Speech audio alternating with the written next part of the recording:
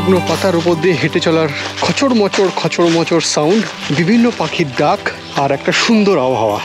Sikkim government village ট্যুরিজমের ওপর কতটা জোর দিচ্ছে সেটা ইয়াকতেন ভিলেজে না এলে বোঝা যায় না। আমার পিছনে ইয়াকতেন গ্রাউন্ড, রামনবমীর সময় এখানে বিশাল মেলা বসে। ঘন জঙ্গলের ভেতর থেকে চলে এলাম কিছুটা রৌদ্রময় জায়গায়, এবং একটি পরিষ্কার দিনে এখান থেকে সবচেয়ে ভালো কাঞ্চনজঙ্ঘার দর্শন পাওয়া যায়। এই জায়গাটার একটা আলাদাই বিউটি। তাদের অভ্যর্থনা আপ্যায়ন এক অন্যরকম তৃপ্তি এনে দেবে। গভর্নমেন্টের প্রচেষ্টা, আন্তরিকতা দেখুন। যে কোনো একটা পাহাড়ি গ্রামকে বেছে নিয়ে 2 দিন পায়ে গ্রাম দেখে আবার ফিরে চলা ব্যস্ত জীবনে। হ্যাঁ, শহুরে ব্যস্ত জীবনে তো ফিরে যেতেই হবে। শান্ত স্নিগ্ধ পাহাড়ের কাছে সবুজ প্রকৃতির সৌন্দর্যের মাঝে 2-4 দিনের একটা ছোট্ট নিরিবিলি, নিস্তব্ধ আর নির্ঝঞ্ঝাট সফর শেষে ফিরতেই হবে সেই দৈনন্দিন ব্যস্ত জীবনে। কিন্তু তার আগে নিজেকে আবার রিফিল করা, বিশুদ্ধ অক্সিজেন, নতুন অভিজ্ঞতা আর একরাশ মন ভালো করার স্মৃতিকথা দিয়ে। এগুলোই তো রসদ যোগাবে আপনার আর আমার আগামী সফরের আগে নিত্য ব্যস্তময় জীবনে। সফরের গল্পের কন্টিনিউশন চলছে। ফেলে আসা পথে হঠাৎ দেখা পাকিয়ং বিমানবন্দরে একখানি বিমান অবতরণের গল্পকে পিছনে ফেলে এগিয়ে এলাম এবার পূর্ব সিকিমের আরও একখানি গ্রাম ইয়াকতেনে। পৌঁছলাম সিকিমের পরিষ্কার পরিচ্ছন্ন একটি গ্রাম ইয়াকতেন, পূর্ব সিকিমের। ছোট্ট একখানি জনবসতি, কয়েকটা হোমস্টে, প্রাকৃতিক সৌন্দর্যের দারুণ আকর্ষণ, জঙ্গল ভ্রমণ, সেই জঙ্গল পেরিয়ে একখানি গুহা দেখা। আর দেখাবো সিকিম সরকারের একখানি দারুণ আন্তরিক প্রচেষ্টা, যা দেখে মন ভালো হয়ে যাবে আপনারও। মানুষ ভ্রমণে সুন্দরী ইয়াকতেনকে দেখুন উড়োজাহাজের চোখে। আজকের পর্বে শুধু ইয়াকতেনের প্রাকৃতিক সৌন্দর্য আর বেড়াবার গল্প। পরবর্তী পর্বে দেখাবো ইয়াকতেন বেড়াতে এলে কোথায় থাকবেন, খরচই বা কত, অর্থাৎ কমপ্লিট হোমস্টে ইনফরমেশন। তাই ভালো লাগলে সাবস্ক্রাইব করে উড়োজাহাজের পাশে থাকবেন, উৎসাহ দেবেন, সঙ্গী হবেন আগামীর পথ চলার। নমস্কার প্রিয় দর্শক, আমি আপনাদের হোস্ট প্রসেনজিৎ।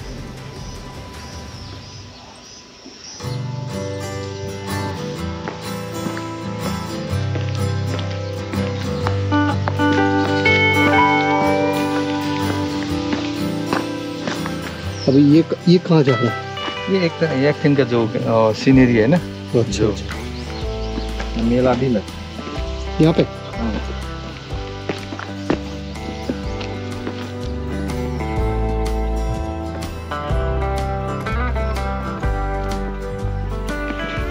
পাকিয়ং এর কাছে আরও একটি ছোট্ট গ্রাম ইয়াকতেন। অনেকেই নাম শুনেছেন। ইয়াকতেনে প্রচুর মানুষ ইদানিং আসেন বেড়াতে। খুবই ছোট্ট একটি জনবসতি, গুটি কয়েক হোমস্টে, অসম্ভব সুন্দর প্রাকৃতিক পরিবেশ। আর এখান থেকে খুব কাছেই পাকিয়ং হওয়ার ফলে জায়গাটা একটু উন্নত। আপনি চাইলেই হাতের কাছে সব কিছুই পাওয়া যায়। হোমস্টেগুলো একটু নিচে।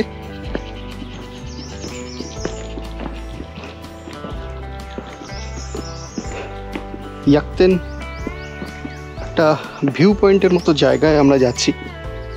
এই জায়গাটাতে নাকি ইয়াকতেনের একটা ভিউ পয়েন্টের মতো জায়গায় আমরা যাচ্ছি। এখানে নাকি মেলাও হয়। হেঁটে পাহাড়ি গ্রাম দেখবার মজাই আলাদা। যখন খুশি নেমে পড়ছি জঙ্গলের ভেতর, মানুষ চলাফেরায় তৈরি হওয়া পথে চিনে যাচ্ছি। আচ্ছা, এই সম্পূর্ণ জায়গায় নাকি ইয়াকতেনের মেলা বসে।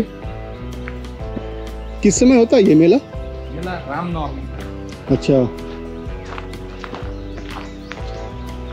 শ্যামজি আমাকে বললেন রামনবমীর সময় এখানে মেলা বসে। পরিবেশটা কিরকম বলুন ইয়াকতেনের?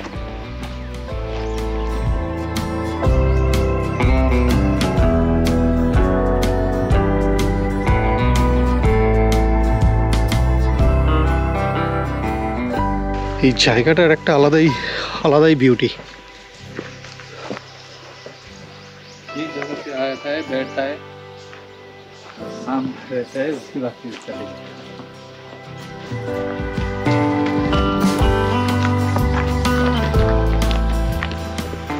যে কোনো একটা পাহাড়ি গ্রামকে বেছে নিয়ে দুটো দিন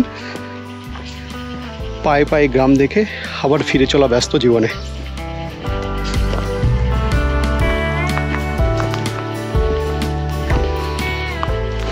প্রচুর মানুষের সাথে আলাপ হচ্ছে, প্রচুর মানুষের সাথে কথা বলছি।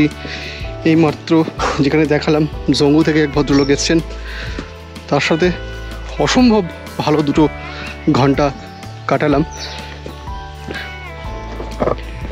আমি ভিউ পয়েন্টে বসেছিলাম মূলত প্লেনের ল্যান্ডিংটা দেখবো বলে। ফ্লাইট ডিলে ছিল 1 ঘন্টা 10 মিনিট। ওয়েট করতে মোটেও কষ্ট হয়নি, সময়টা বেশ ভালো কেটে গিয়েছে লোকাল মানুষদের সাথে গল্প গুজবে।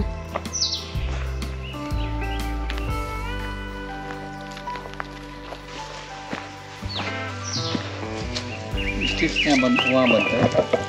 स्टेज? हाँ स्टेज मेला के। कहाँ पे? यहाँ पे।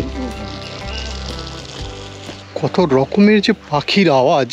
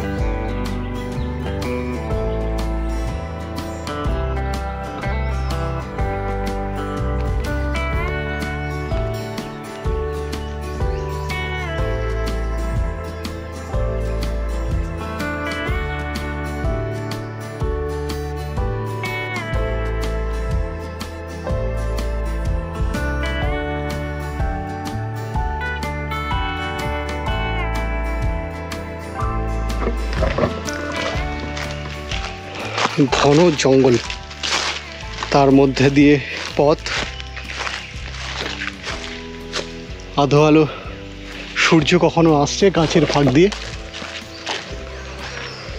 শহরের রাস্তায় বেরোলে যেরকম আননেসেসারি একটা হাঙ্কিং, সেগুলোর থেকে বহু দূরে শুধু নিস্তব্ধতা, নীরবতা, সাক্ষী কিছু পাখির আওয়াজ, নাম জানি না, আর জঙ্গলের মধ্যে দিয়ে হেঁটে চলার শুকনো পাতার আওয়াজ। ইয়াকতেন মেলার ওই ভিউ পয়েন্ট, অর্থাৎ যেখানে স্টেজটা হয়, ওই গ্রাউন্ডটাতে যাওয়ার চেষ্টা করব।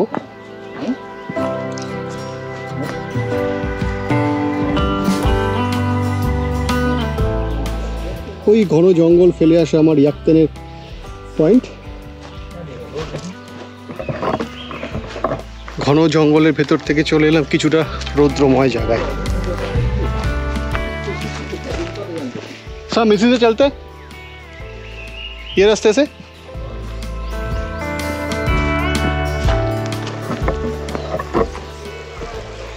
ওই হলো সেই গ্রাউন্ডের দিকে যাব।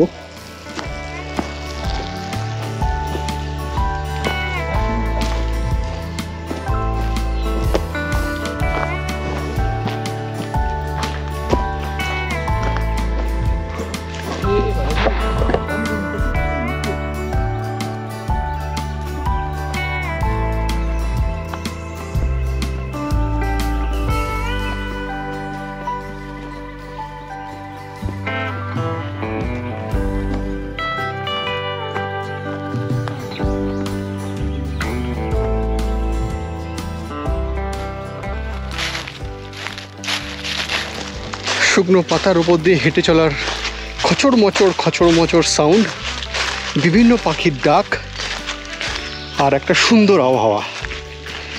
এর থেকে ভালো কিছু জঙ্গল ভ্রমণে হতে পারে কিনা জানা নেই আমার।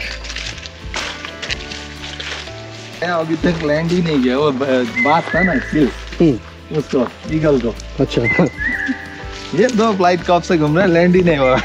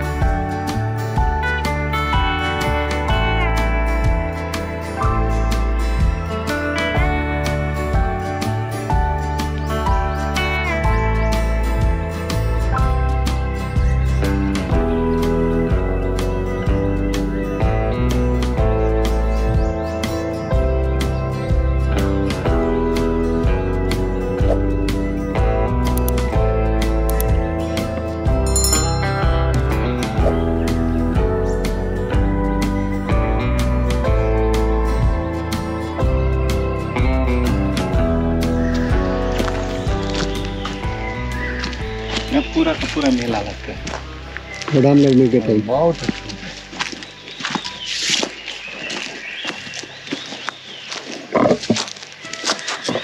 এই আমার পিছনে ইয়াকতেন গ্রাউন্ড, রামনবমীর সময় এখানে বিশাল মেলা বসে, বিশাল মেলা বসে।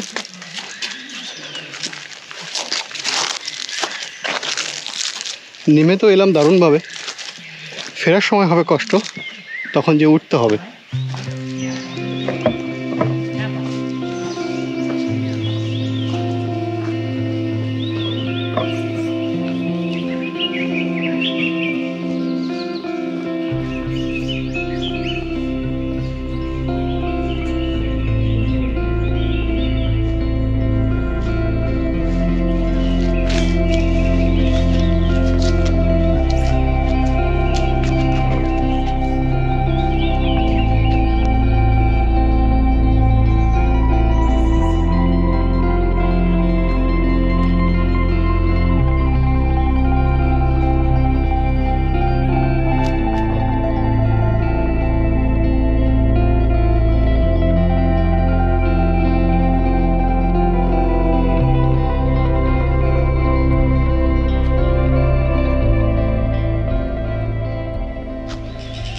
क्या है यहाँ पे? सब ये सांप, रानी सांप, वो कपास है।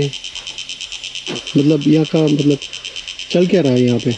ये प्लांटेशन चल रहा है। प्लांटेशन के लिए ये जून जुलाई में सीडलिंग करेगा। कौन सा पेड़ है ये? ये सांप, रानी सांप, कपास है। अच्छा, जो रुई वो काट निकालता है। ओ, ये कपास कपास मतलब ये जो रुई निकलता है वही? नहीं फिर ये फट्टा निकालता है। फट्टा मतलब?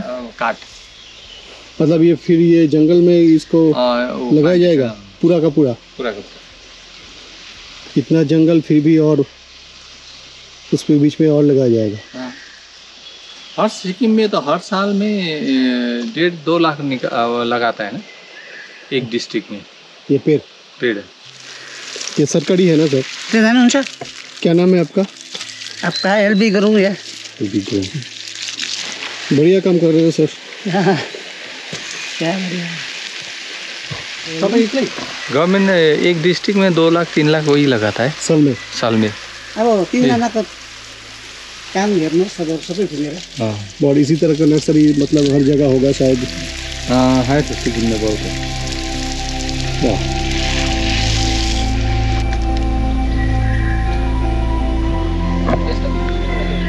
গভর্নমেন্টের প্রচেষ্টা, আন্তরিকতা দেখুন।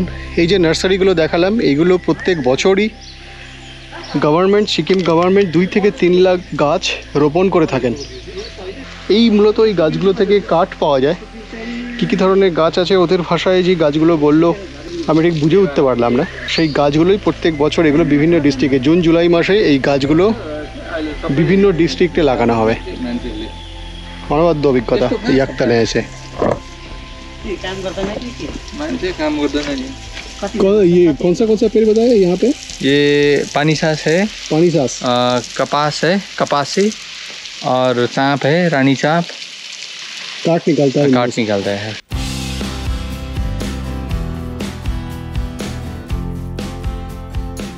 সিকিম সরকারের এই আন্তরিক প্রচেষ্টাকে কুর্নিশ জানিয়ে এবার চললাম ইয়াকতেন কেবের উদ্দেশ্যে। সেই জঙ্গল ভেদ করে ক্রমাগত ঝিঝি পোকার ডাক, নানান রকম পাখির ডাক শুনতে শুনতে এগিয়ে চলেছি সঙ্গী ড্রাইভার কাম গাইড শ্যামের সাথে।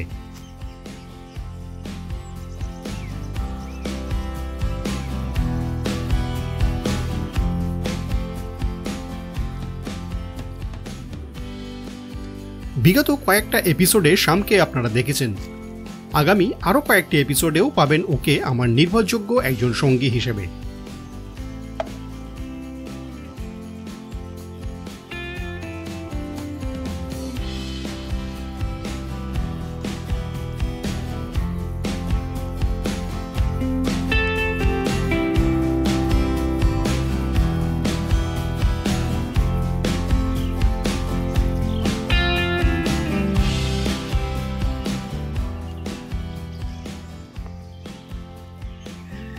পথ চলতে চলতে এবার চলে এলাম ইয়াকতেন ভিউ পয়েন্টে। এখান থেকে একটি পরিষ্কার দিনে দারুণ সিনিক বিউটি যে উপভোগ করা যায় তা আর বলার অপেক্ষা রাখে না।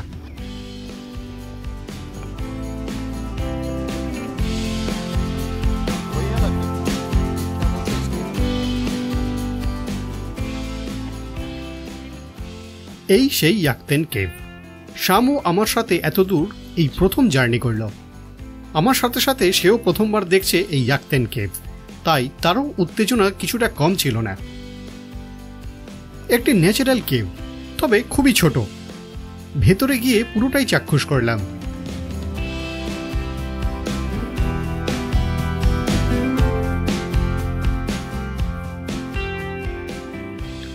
শোনা যায় যে ইন্দো চায়না যুদ্ধের সময় নাকি সৈন্যদের আশ্রয়স্থল ছিল এই কেভ, তবে কোনো নির্দিষ্ট ও নির্ভরযোগ্য তথ্যসূত্র পাওয়া যায় না এই ব্যাপারে।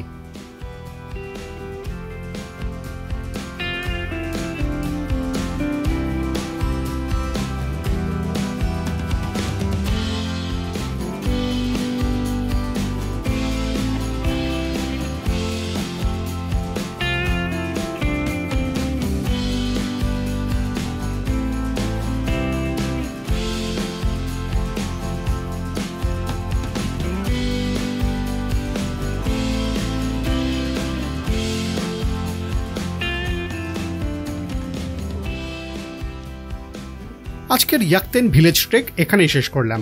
পরের পর্বে থাকছে ইয়াকতেন ভিলেজ ট্যুরিজমের হোমস্টে ইনফরমেশন, তাই সঙ্গে থাকবেন।